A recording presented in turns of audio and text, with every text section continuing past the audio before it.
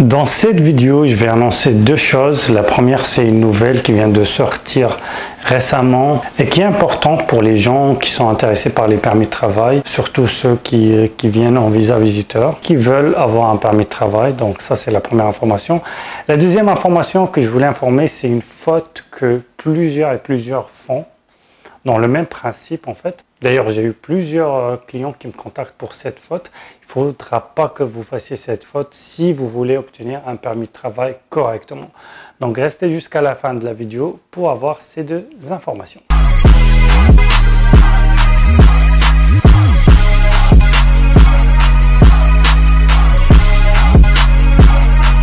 Bonjour tout le monde et bienvenue dans cet nouvel épisode de Clair Vision Immigration. Pour tous ceux qui ne me connaissent pas, je suis Zied Sali, consultant réglementé en immigration canadienne. Et dans cette chaîne, je fais des vidéos surtout sur l'immigration, les astuces, les nouveautés. Et aussi, si vous avez des questions ou des sujets à proposer sur la vie au Canada.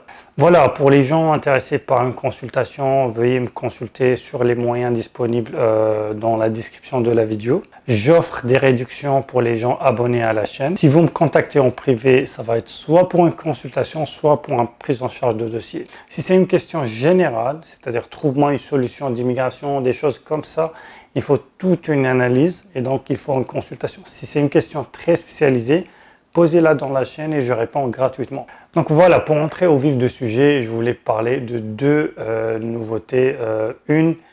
La première, c'est les gens qui suivent les permis de travail, peut-être le savent, peut-être pas. Je l'annonce quand même en retard.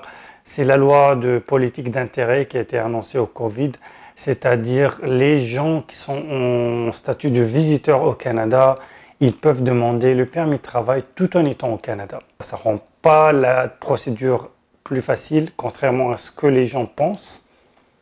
Par contre, ça reste un avantage puisque tu fais la procédure du Canada même.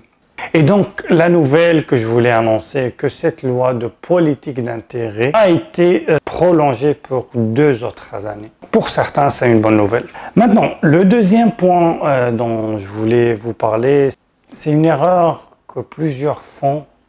C'est très important de savoir ça si tu veux réussir ton permis de travail. Donc, il y en a qui font cette procédure de venir en visiteur et pour avoir un permis de travail. Mais ce qu'ils font, c'est que dans leur demande de visa visiteur, ils prennent les choses à la légère. C'est-à-dire, ils bâclent les informations, ils mettent n'importe quoi dans les formulaires juste pour y être. Certains ne disent pas la vérité. Donc, si ton CV, tu as travaillé 3 ans comme électricien, 2 ans comme plombier, 1 an comme soudeur, et tu mets juste que tu as travaillé comme soudeur, parce que tu penses que tu vas venir au Canada et travailler comme soudeur, ou tu mets pas juste comme ça, tu veux pas mettre. Je sais pas pourquoi il y en a qui le mettent pas. Pour qu'ils vérifient, ou je ne sais pas les raisons, mais il y en a qui remplissent pas ces formulaires, qui font pas cette demande de visa visiteur assez convenablement.